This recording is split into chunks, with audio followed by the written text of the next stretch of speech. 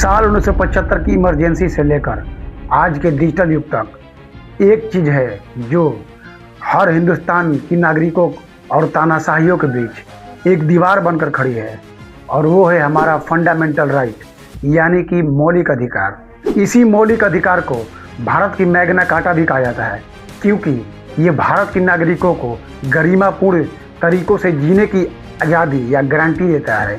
Doctor B R. Ambedkar ने इसे संविधान की आत्मा कहा, और क्यों ये सिर्फ कागज पर लिखे शब्द नहीं बल्कि आज़ादी की असली गारंटी है हमारी।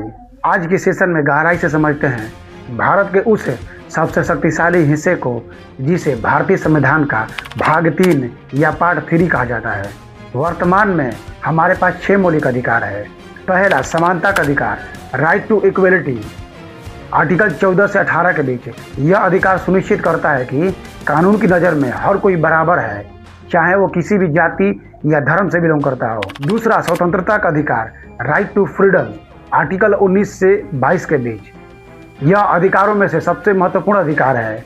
इस अधिकार में शामिल है बोलने और अभिव्यक्ति की आज़ादी, बिना हथियारों के शांतिपूर्वक इकट्ठा होने की आज़ादी, देश में घूमने और बसने की आज़ादी। तीसरा, शोषण के विरुद्ध अधिकार, right to against exploitation. Article 23 से 24, मानव तस्करी और जबरन मजदूरी पर रोक। 14 साल से कम उम्र के बच्चे को खतरनाक कामों जैसे कारखानों में काम लगाना इत्यादि पर रोक। चौथा, धार्मिक स्वतंत्रता का अधिकार, right to freedom of religious. Article 25 से 28 के बीच हर व्यक्ति को अपने पसंद के हिसाब से धर्म को मानने, उपासना करने या प्रचार प्रसार करने को भरपूर आज़ादी दी गई है। भारत एक पंथनिरपेक्ष या सेकुलर राष्ट्र है जिसका कोई अपना राज्य धर्म नहीं होगा, लेकिन वह सभी धर्मों को समान मानता है। पांचवा, सांस्कृतिक और शैक्षणिक अधिकार, कल्चरल एंड एजुकेशनल राइट।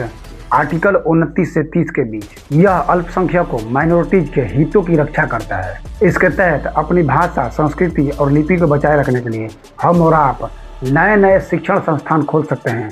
छठा, संवैधानिक उपचारों का अधिकार, right to constitutional remedies. Article 32।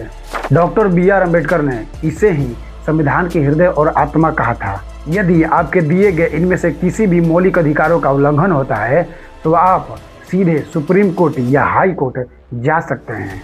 यहाँ पे एक बात ध्यान देने योग्य है कि हमारे मूल संविधान में टोटल 7 अधिकार थे, लेकिन 1978 में संपत्ति का अधिकार, राइट टू प्रॉपर्टी को हटाकर एक सामान्य कानून का अधिकार बना दिया गया।